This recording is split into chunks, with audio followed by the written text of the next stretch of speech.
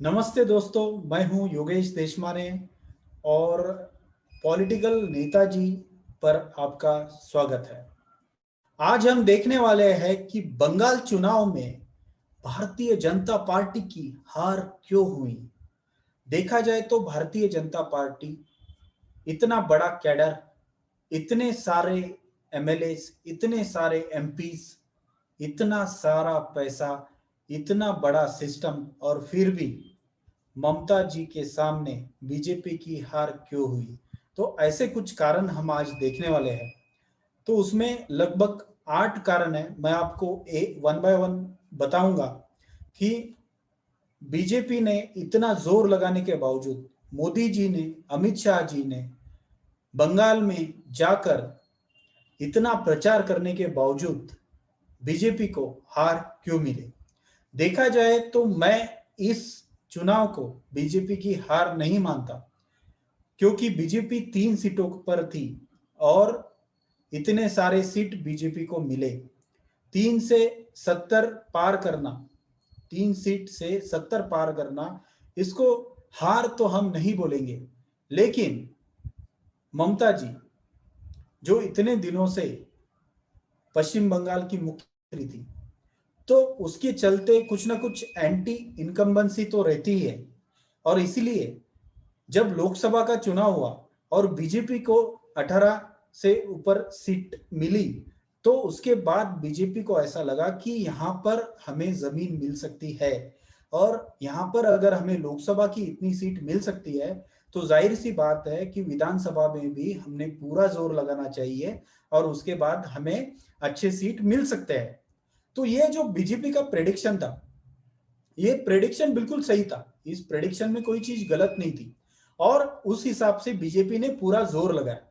लेकिन फिर भी कहीं ना कहीं कमी रह गई।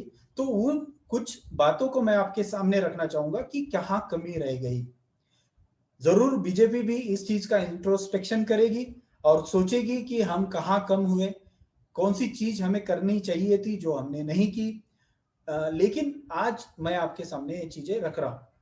तो सबसे पहली चीज जो मुझे लगती है कि जो कैंपेन ममता बनर्जी जी ने लगाया और प्रशांत किशोर जी जो उनके राजनीतिक सलाहकार थे, उन्होंने जिस तरीके से ये कैंपेन चलाया, तो सबसे पहला बात उन्होंने किया कि उन्होंने आउटसाइडर टैग लगा दिया मोदी जी के ऊपर।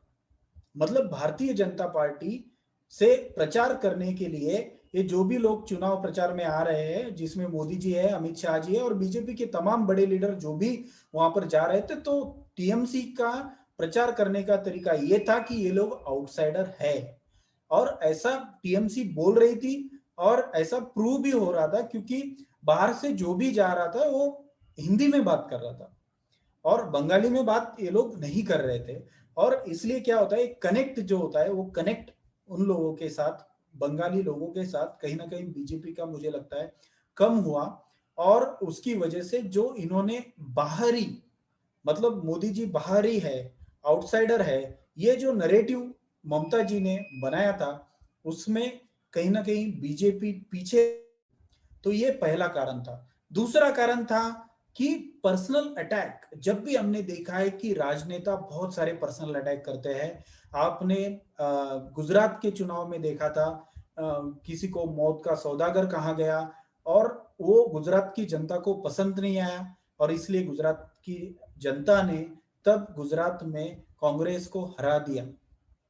वैसी ही बात यहां पर भी हुई कि जो भी पर्सनल अटैक मोदी जी ने, अमित शाह जी ने या फिर बीजेपी के लीडर्स ने ममता जी के ऊपर जो पर्सनल अटैक किए, तो वो पर्सनल अटैक्स कहीं ना कहीं जो पश्चिम बंगाल के जो लोग हैं और जो तृणमूल कांग्रेस के जो समर्थक है, या फिर ऐसे भी कुछ लोग रहते हैं जो ना तो बीजेपी के सपोर्टर ज्यादा होते हैं, ना तो तृणमूल के ज्यादा सपोर्टर होते हैं, ना तो लेफ्ट के ज्यादा सपोर्टर होते हैं, ना तो कांग्रेस के ज्यादा सपोर्टर होते हैं।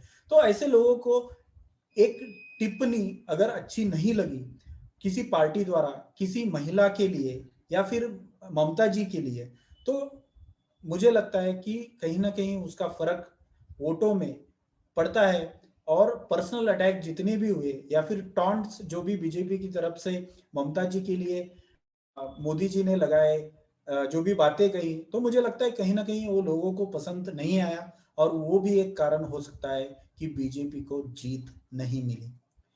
तीसरा कारण मुझे ये लगता है कि आप अगर देखेंगे पूरे देश में मोदी जी की जो छवि है वो बहुत ही अच्छी है, और मोदी जी एक पॉपुलर नेता है। पॉपुलर नेता मतलब मुझे लगता है कि इस सदी में मोदी जी जितना पॉपुलर नेता कोई भी नहीं है, और सबसे ज्यादा पॉपुलर जो है वो मोदी जी है पूरे देश में। लेकिन क्या बंगाल में मोदी जी पॉपुलर है। मोदी जी बंगाल में भी पॉपुलर है, लेकिन कहीं ना कहीं क्योंकि ममता बनर्जी जी वहां की सीएम है बहुत दिनों से, ममता जी वहां की सीएम है बहुत दिनों से, ममता जी वहां पर ज्यादा पॉपुलर है। ममता जी बंगाली में बात करती है, उनका कनेक्ट लोगों के साथ है, उनकी जो छवि है वो फाइटर की छवि है, और महिलाओं को भी कहीं ना कहीं उनका जो छवि है उससे लगाव है। तो इसलिए मुझे ऐसा लगता है कि ये जो चुनाव हुआ ना, ये मोदी जी की छवि बनाम ममता जी की छवि, ऐसे ये चुनाव हुआ। इसीलिए आपने देखा होगा कि लेफ्ट कहीं पे भी आपको दिख नहीं रहा है, आपको कांग्रेस कहीं पे भी दिख नहीं रहा है, आपको ओवैसी जी का भी कोई प्रेजेंस वहां पे दिख नहीं रहा है रिजल्ट्स में।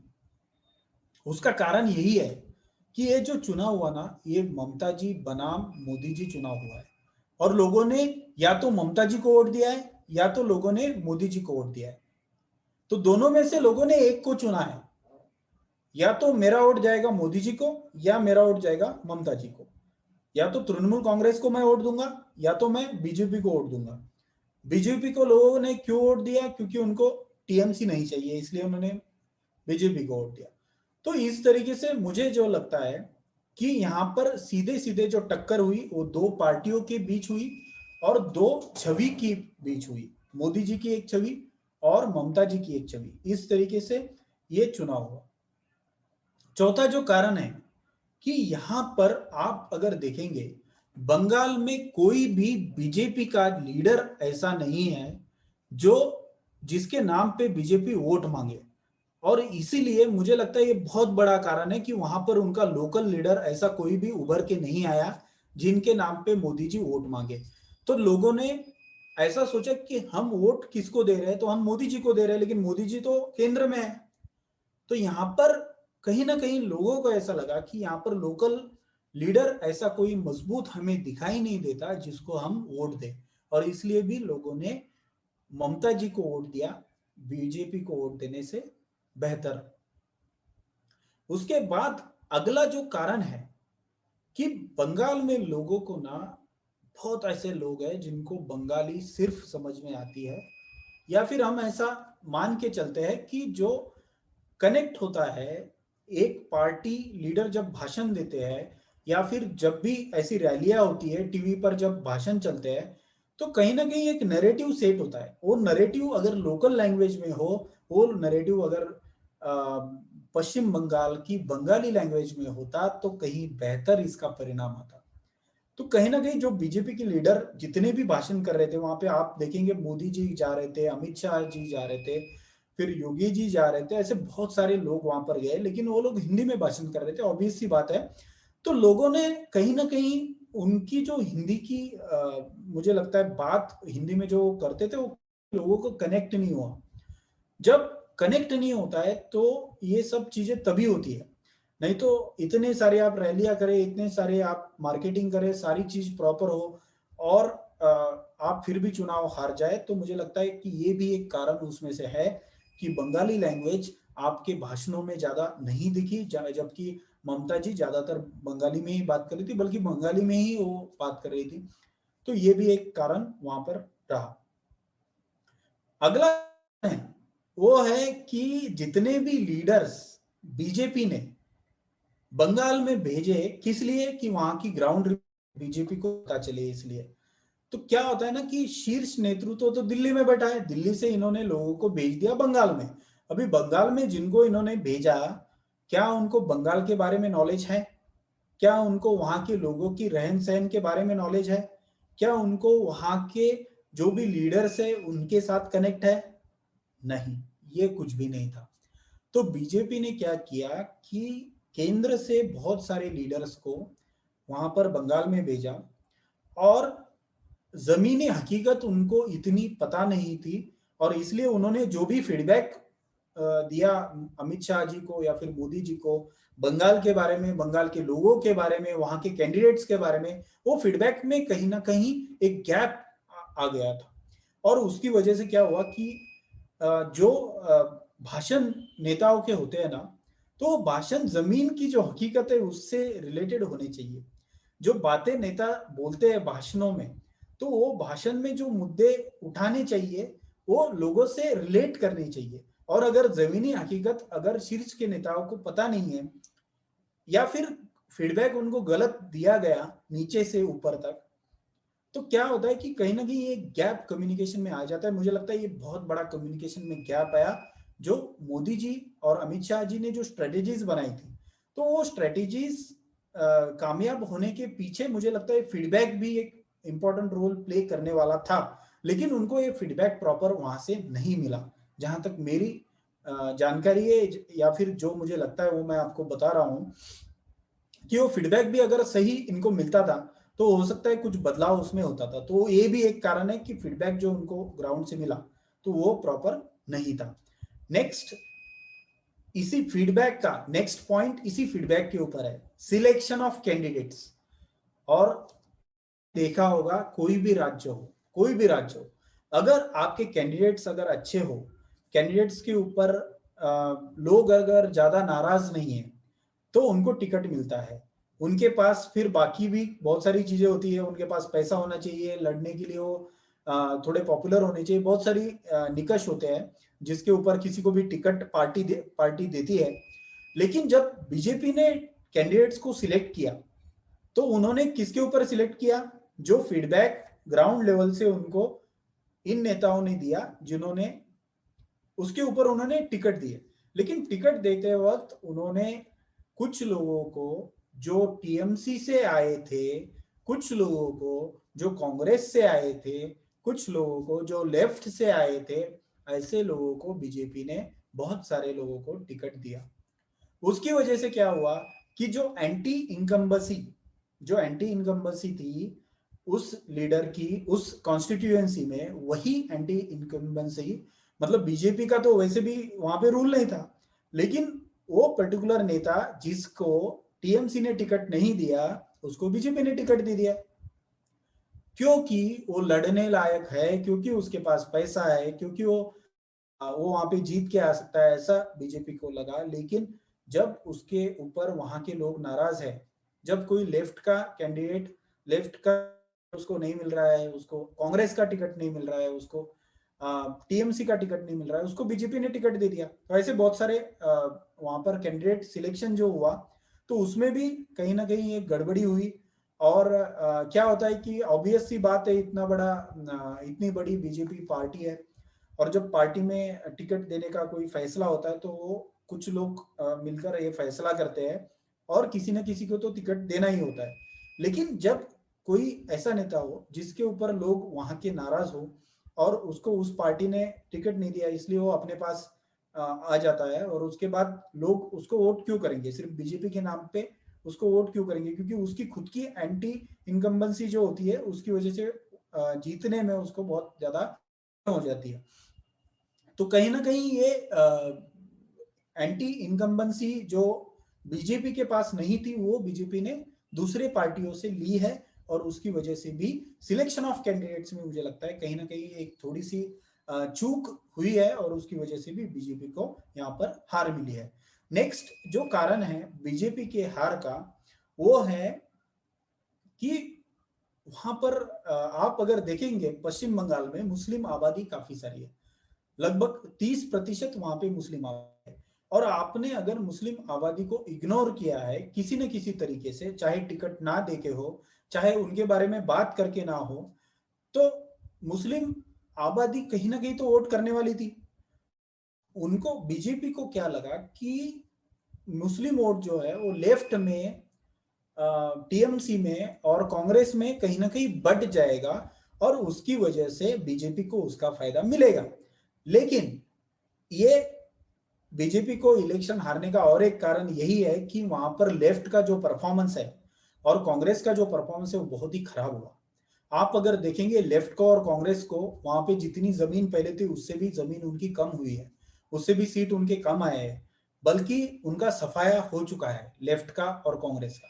तो कहीं ना कहीं लेफ्ट की और कांग्रेस की जो हालत वहां पर हुई है उसका फायदा कहीं ना कहीं बीजेपी को मिला है और कहीं ना कहीं ममता जी को भी मिला है। तो अगर आप देखेंगे मुस्लिम पोलराइजेशन का जो फायदा, मतलब मुस्लिम वोट जो बंटने की वजह से, मतलब अगर मुस्लिम वोट कुछ जाते अगर ममता जी को जाते, कुछ वोट अगर कांग्रेस को जाते, कुछ वोट लेफ्ट को जाते, तो उसका फायदा कहीं ना कहीं बीजेपी को मिलता, लेकिन वो फायदा बीजेपी को नहीं मिला।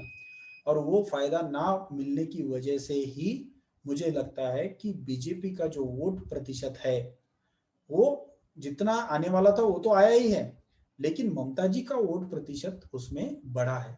और कहीं ना कहीं वो वोट प्रतिशत ममता जी का बढ़ने की वजह से उनकी वहां पर जीत हुई है। तो ये देखा जाए तो ममता जी के जो जो इमेज थी स्टेट में, जो फाइटर उनकी इमेज थी, उनकी इमेज की ये जीत है। और एक तरीके से मैं अगर बीजेपी के पॉइंट ऑफ व्यू से देखूं, मैं अगर बीजेपी के पॉइंट ऑफ व्यू से देखूं, तो इन सीट से अगर आप 70 से ऊपर चले जाते हो, 77 सीट पर चले जाते हो, तो मुझे नहीं लगता कि ये हार है।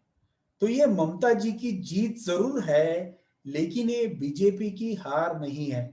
मुझे ऐसा लगता है कि ये बीजेपी की बंगाल में एक बहुत बड़ी शुरुआत है और आगे के वक्त में बीजेपी बहुत अच्छा वहां पर करेगी, क्योंकि अभी उनके इतने सारे एमएलए उनके असेंबली में जाएंगे, वो कुछ ना कुछ मुद्दे उठाएंगे, कुछ ना कुछ काम करेंगे, लोगों के बीच जाएंगे।